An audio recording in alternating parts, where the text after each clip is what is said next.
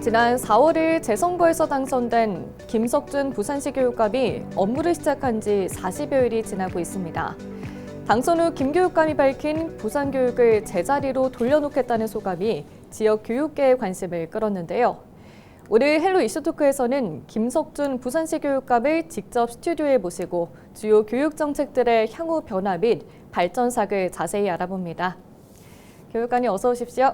예, 반갑습니다. 네, 반갑습니다. 네, 조금 늦었지만 취임과 당선 예. 축하드립니다. 예, 고맙습니다.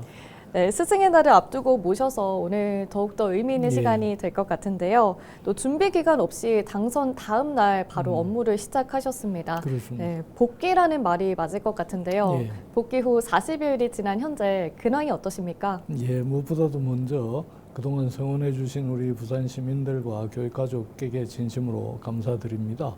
재선거기 때문에 인수위원회도 없이 바로 다음 날부터 업무에 들어갔는데 그동안은 우리 교육청에서 해오던 일들에 대한 그 점검과 또 앞으로 어떤 방향으로 개선하거나 보완해 갈 건지를 이제 함께 의논하는 시간을 가지고 있고요. 또 곧이어 있을 그 추경 예산에 대비해서 제가 약속했던 공약들을 어떻게 예산으로 이렇게 반영해 낼 건지를 같이 고민하는 이런 회의를 계속 진행해 오고 있습니다.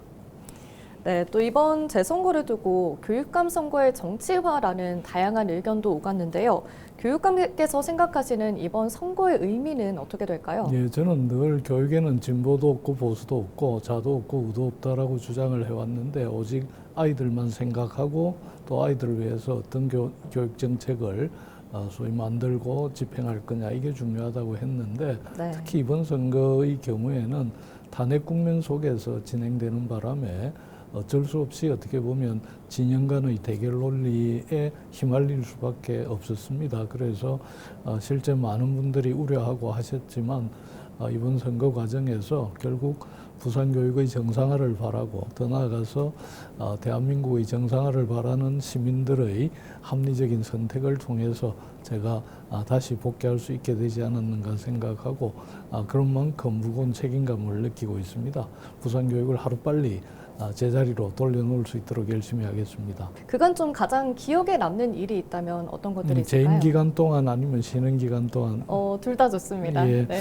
일단 뭐 재임 기간 동안에는 여러 가지 일들을 했지만 특히 다들 어렵다고 생각했던 무상급식, 무상교육을 실현해낸 거, 그리고 최하위권에 있던 부산교육의 청렴도를 최상위로 끌어올린 것, 이런 게 이제 특히 기억에 남고, 그 밖에 또 여러 폐교들이 많이 나왔는데 이걸 학생들이 꼭 필요한 체험시설로 바꿔낸 것, 뭐 수학문화관이라든지 놀이마루라든지 과학체험관, 이런 게 지금도 아주 학생들한테 아주 유용하게 잘 활용되고 있는 것 같아서 보람을 느끼고요. 쉬는 기간 동안에는 전국을 한 1,500km 정도 걸어 다녔습니다. 부산의 네. 갈매길, 제주올레, 해파랑길 합치면 한 1,500km 혼자 배낭 메고 뚜벅뚜벅 걸으면서 성찰의 시간을 가진 게 굉장히 소중했던 기억으로 남습니다. 또 부산교육의 정상화라는 말씀을 앞서서 해주셨는데요. 좀 이를 위해서 좀 중점을 둔 계획이 있다면 어떤 것들이 있을까요?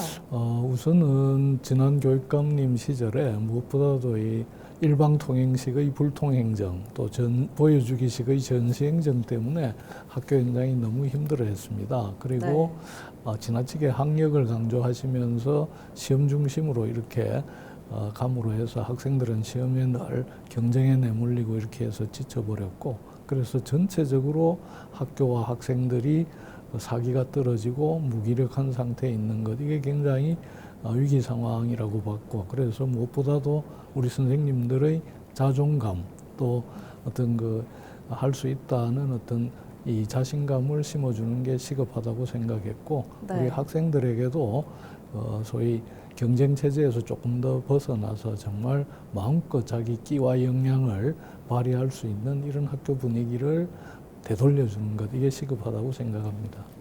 네, 또 아무래도 학생들과 학부모 또 교사들은 몇 년 사이에 달라지는 교육 정책들 때문에 적응에 문제를 겪기도 하는데요. 이로 인해 좀 불만이나 민원도 있기 마련입니다. 앞으로 소통의 자리를 자주 마련하겠다라고 말씀해 주셨는데요. 어떻게 이해시킬 계획이실까요?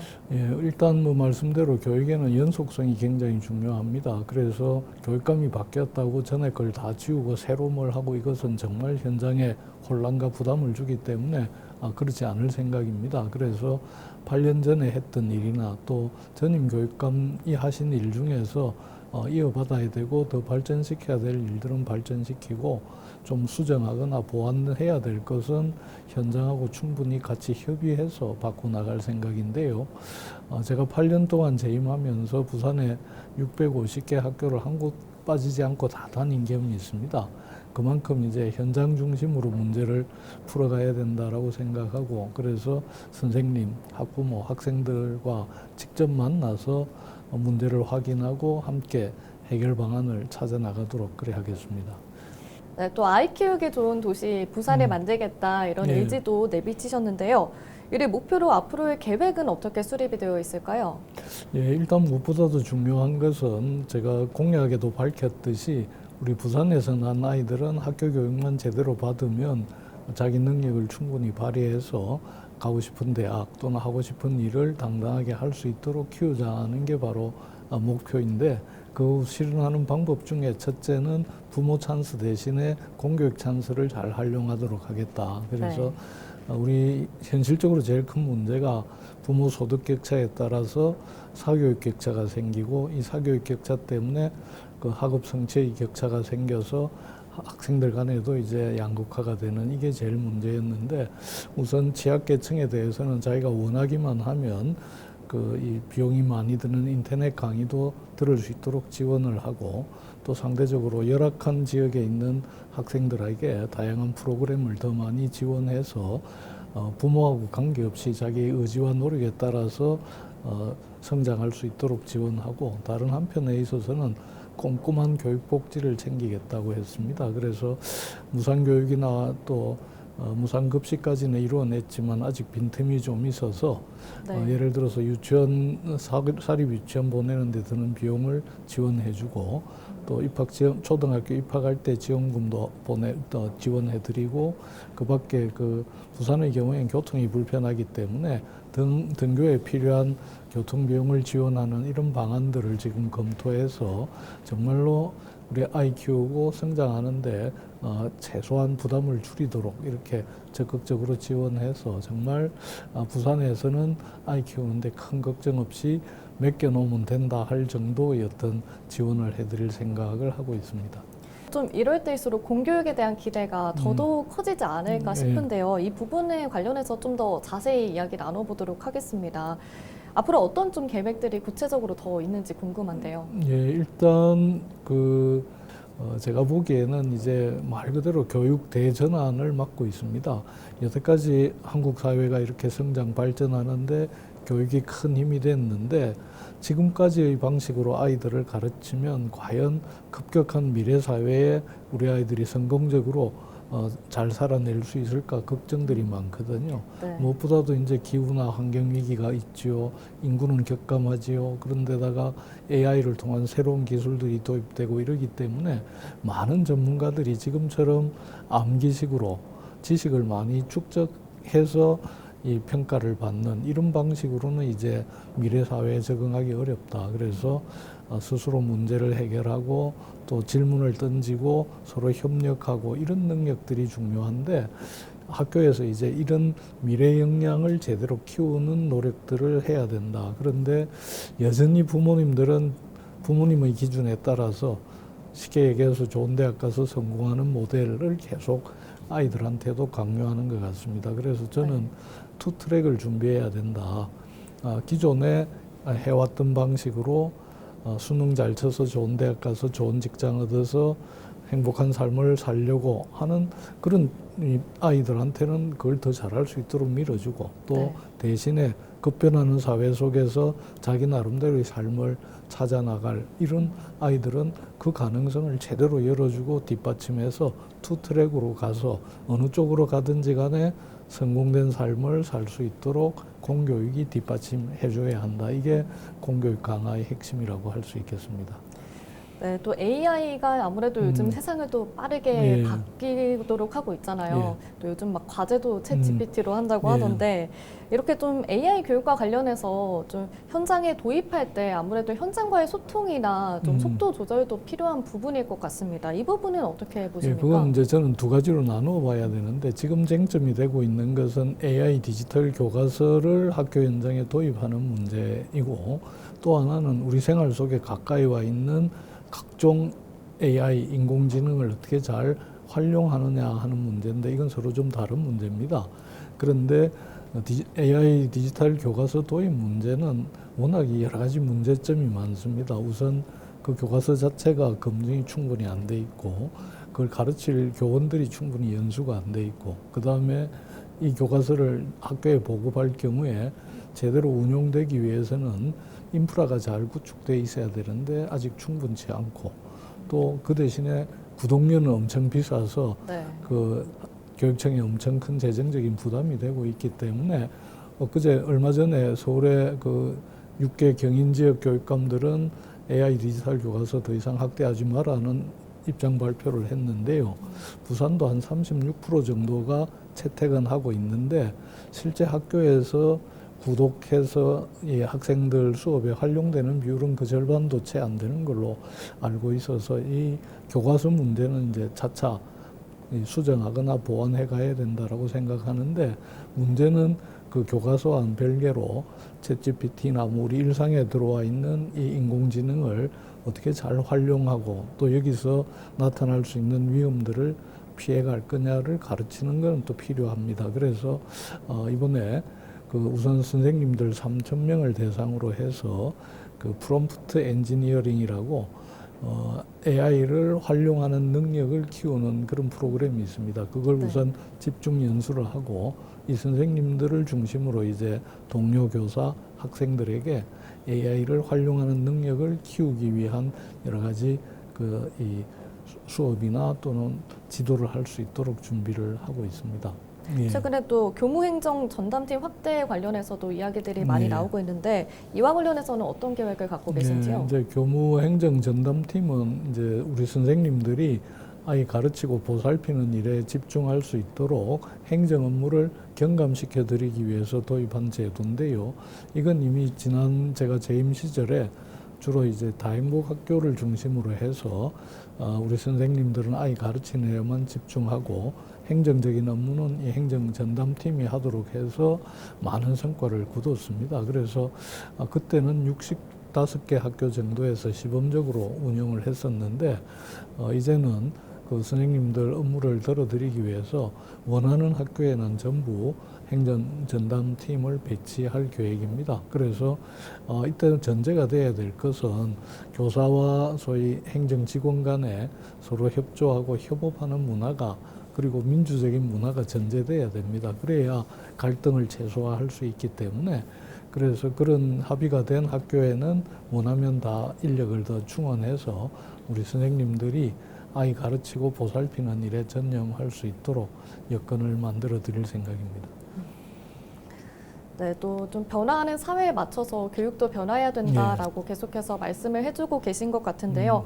아무래도 최근 들어서 지역 인구 소멸 관련해서도 이야기가 많이 나오고 그렇습니다. 있습니다. 예. 좀 통폐합 관련한 이야기도 나오고 있는데 이에 대해서는 어떤 생각이십니까? 예, 이미 뭐 지금까지도 많은 학교에서 통폐합이 이루어졌고 또 인구가 갑자기 줄어들고 학령 인구가 줄면서 이제 작은 학교들이 많이 나서게 되고 그러면 이 작은 학교에서는 교육과정이 제대로 운영되기 어렵기 때문에 불가피하게 인근 학교하고 통합해야 되는 이런 이제 문제들이 생기게 됩니다. 그런데 실제로 이제 초등하고 중등하고는 조금 다릅니다. 그 초등은 담임 선생님이 전 과목을 가르치면서 작은 규모로 유지가 될 수 있는데 중등의 경우에는 과목이 다 다르고 이렇게 해서 규모도 크고 하기 때문에 초등의 경우에는 작은 학교가 생기더라도 가능하면 유지해서 내용을 더 채울 수 있도록 고민을 해볼 생각입니다만 불가피하게 이제 폐교가 많이 생길 건데요.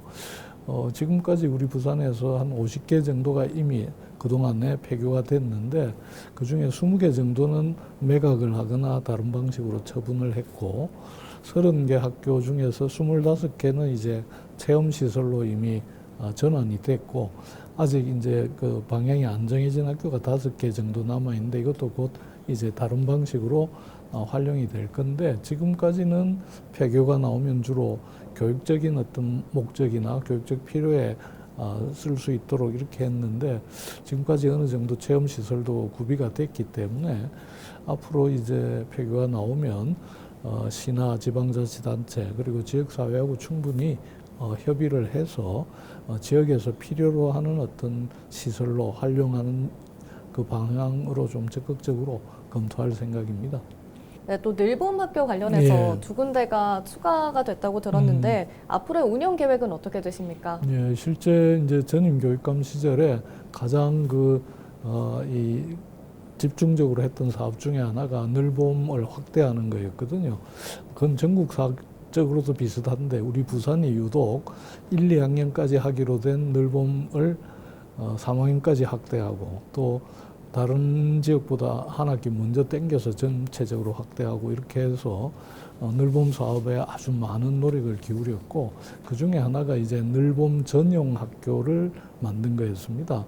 그거는 이제 교육지원청이 5군데 있는데 그 5군데마다 한 개의 늘봄 전용 학교를 만들기로 했는데 해운대 지역은 주민들 이제 학부모들 반발 때문에 실행을 하지 못했고 4군데를 이제 지원청마다 하나씩 이제 만들었는데 명지나 정과는 워낙 그 과밀 지역이기 때문에 그 전용 학교에도 학생들이 많이 이제 와서 운영이 되고 있는데 지금 남부민하고 윤산에 있는 그 늘봄 학교의 경우에는 인구가 그렇게 많지 않은 지역이기 때문에 전용 학교라고 만들어 놨지만은 이용하는 학생이 너무 적습니다. 그래서 남부민 경우에는 이 예산 대비 학생 한 명당에 돌아가는 예산이 900만 원이 넘게 이렇게 돼 있어요. 그만큼 이용률이 낮다는 얘기입니다. 그래서 일단 전용 학교는 더 이상 확대하는 건 여러 가지 문제가 있겠고 또 남부민이나 윤산의 경우처럼 너무 이용자가 적은 부분도 앞으로 어떤 방향을 세워야 될지 조금 더 고민해 봐야 되겠는데 그러나 이 늘봄은 우리 학부모들이 특히 맞벌이 하시는 부분들이 다 필요로 하는 거기 때문에 이 학교 현실에 맞게 그리고 또 학부모님이나 아이들 수요에 맞게 재조정해야 된다라고 생각을 합니다. 그래서 지난 교육감 시절에 학교에도 늘봄을 많이 늘리고 이러면서 늘봄 전담사도 채용하고 이랬는데 어떤 학교는 많이 부족하고 또 어떤 학교는 인력이 남아돌고 이런 그 미스매치가 많았습니다. 그래서 이런 걸 학교 현장에 맞게 그리고 또 실제 수요에 맞게 재배치해야 되고 또 하나는 늘봄을 꼭 학교 안에서만 할 건 아니기 때문에 이전에 해왔던 우리 동네 자람터라든지 아니면은 각종 유관기관에서 늘봄을 할 수 있도록 해서 아이들이 가까이에서 편안하게 그 보호를 받고 또 이 공부를 할 수 있도록 하는 이런 재조정 작업은 꼭 필요하다라고 생각합니다. 네, 효율적인 운영이 필요하다라는 말씀이신 것 같습니다. 네, 또 끝으로 부산 시민들께 당부하고 싶은 것들이나 약속하고 싶은 것, 또 앞으로 임기에 대한 포부까지 들어보도록 하겠습니다. 예, 무엇보다도 관심을 가지고 성원해 주신 데 대해서 감사드리고요. 이제 임기가 1년 2개월 남아 있는데 이 남은 기간 동안 제가 약속드렸듯이 부산교육을 제자리 돌려놓고 정상화하는 데 최선을 다하겠습니다. 그래서 정말 우리 부산이 IQ가 좋고 교육하기 좋은 도시가 될 수 있도록 최선을 다하겠습니다. 그러기 위해서는 저를 지지하신 분이나 지지하지 않으신 분들 의견까지도 겸손하게 듣고 충분히 소통하면서 점진적으로 변화를 이끌어 나가겠습니다. 늘 관심 가지고 또 성원해 주셨으면 좋겠습니다. 예, 고맙습니다. 네, 오늘 말씀 여기까지 듣겠습니다. 고맙습니다. 예. 재선거로 당선된 이번 교육감의 임기는 1년 반에 불과하지만 일각에서는 다음 교육감 선거까지 내다보며 5년짜리 교육감이라는 말까지 나오고 있습니다. 이에 부산시 교육감에 맡겨진 책임은 그 어느 해보다 무겁고 엄중한데요. 앞으로 교육계와 학생들 또 학부모의 다양한 목소리를 경청하며 소통과 보완, 성장과 발전을 거듭하는 사회가 되길 기대해봅니다. 오늘 헬로 이슈 토크는 여기서 마무리합니다. 시청해주신 여러분 고맙습니다.